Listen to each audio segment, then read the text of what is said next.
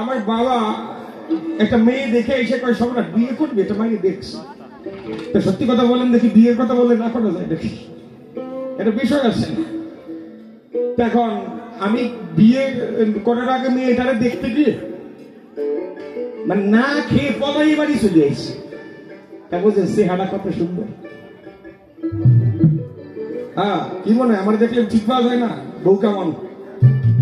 যদি কোনো জায়গায় বিশ্রী প্রতিযোগিতা হয় আমারটাই ফার্স্ট হবে। হ্যাঁ, বিশ্রী প্রতিযোগিতায় আমারটাই ফার্স্ট হবে। এত চেহারা পলাই এসি বোঝেন না। এখন সেই সময় তো শ্বশুর হয় নাই, আমার বাবারে ফোন করে বলে বিআই মশাই ছেলে পাঠাইছেন, আমি এলাকার কয়েকজন লোক খবর দিছিলাম, কিন্তু আপনার ছেলে পলাই চলে গেছে। আমার কাছে বেয়াদব, এই সামাজিকতা রক্ষা করতে পারিস না, তোর পছন্দ হয় না এসে বলতি। আমি বললাম বাবা পছন্দটা কি, ও সাথে বিয়ে করা যায় চেহারার কি ডক দেখলেই তো লাগে টক। আমাদের কাছে শোন, বাড়ি বাড়ি পরের বাড়ি যে মাসের পর মাস গান গাবি, এই মেয়েটা হইলে ঘর করে খাইতে পারবি, আর নাহলে দেখবি বেজাল আছে। বাড়ি নিয়ে এসে দেখি খারাপ না, আসলে ভক্তি আছে।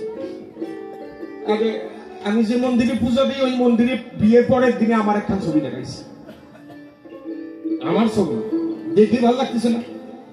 সন্ধ্যা সকালে আমার ছবিতে পুজো দেয়, চিন্তা করলাম চেহারা খারাপ হলে কি ভক্তি তো আছে। হ্যাঁ, একদিন সকালবেলা আমি ঘুম থেকে উঠতে দেরি হচ্ছে, উনি করে কি সকালবেলা ঘুম থেকে উঠে স্নান করে আমার ওই ছবিতে দিয়ে একটু জল দেয়, বুকে একটু তুলসী পাতা দেয়, একটু চিনি দেয়, পুজো দিস। আমি করছি আমার একটু জল দাও, ডেইলি খাও। আমি পুজো দিচ্ছি, তুমি দেখো না পুজো দিচ্ছে কোথায়? আমার ছবিতে। আর জল না খাই মরতেছে কিনা আমি।